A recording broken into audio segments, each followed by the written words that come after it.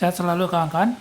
Sore ini di saat kondisi lagi hujan, saya akan coba sharing salah satu program yang baru selesai kita buat. Itu namanya cutting optimizer ya. Harapannya nanti software ini mau dijadikan add-on di Autodesk Inventor. Bisa juga sebenarnya kita pakai untuk AutoCAD Plan 3D ya. Tapi target awal kita adalah Autodesk Inventor. Nah, gimana pola kerjanya? Jadi saya coba tampilin ke kawan-kawan. Kalau kita lihat di sini, ya, pertama kali kita tampilin adalah pola material yang mau dipotong. Misalkan di sini material member size-nya 10 kali 10 kali 5 ya, siku nih misalnya. Siku 10 kali 10 kali 5. Terus ordernya misalkan 1500, quantity-nya 10 misalkan. Kemudian ada juga misalkan yang member size-nya lain nih. Misalkan 50 kali 5. Ya, 50 kali 5. Yang 2500 misalkan 4, 2000 misalkan 4, 3000 misalkan 2. Nah, di sini kita bisa milih raw materialnya. Raw materialnya mau panjangnya berapa? Kawan-kawan bisa pilih 4000, 6000, atau 12.000. Itu tergantung material yang ada di pasaran. Misal untuk awal ini saya isi yang 6.000. Nah, begitu kita potong pasti kan ada cutting space-nya.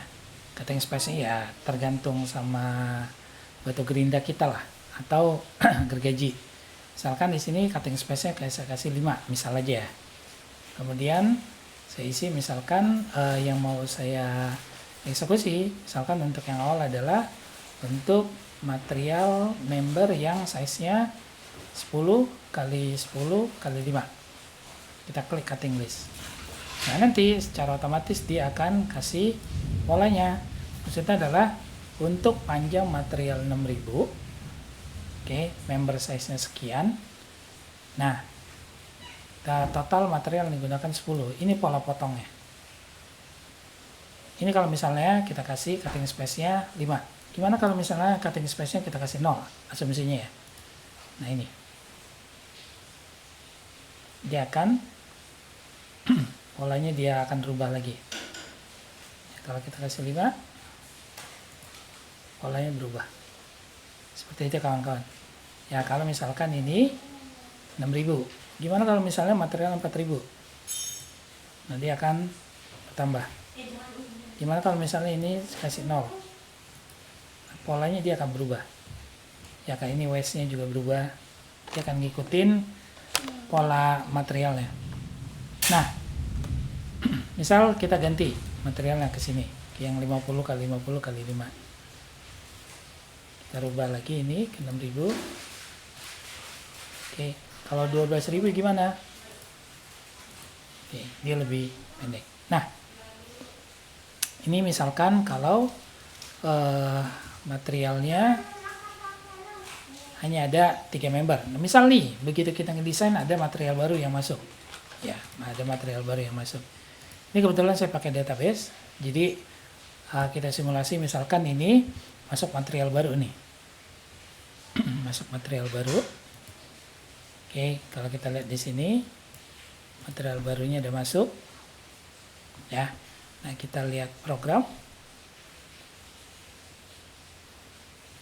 Jadi untuk menyimpan datanya saya pakai database. Nah, jadi secara otomatis dia masuk. Sini saya pilih misalkan raw materialnya 6, cutting space-nya 3 misalkan. Kemudian ambil yang rectangular. Cutting list. Waste-nya banyak ya. Kalau misalnya pakai material 6000, kemudian cutting space-nya, kalau misalnya cutting space-nya 0, tuh.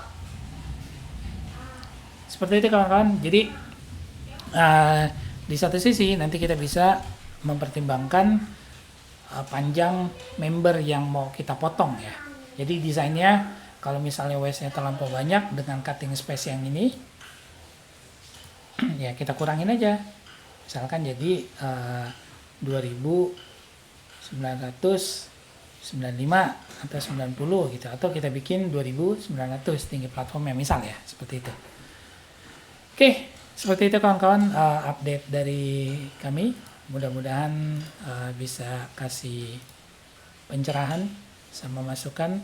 Dan ini sebenarnya bisa diaplikasiin untuk beberapa CAD software ya, entah nanti pakai Inventor kah, atau SolidWorks kah, atau AutoCAD kah, apapun itu ya, yang berhubungan dengan pola potong.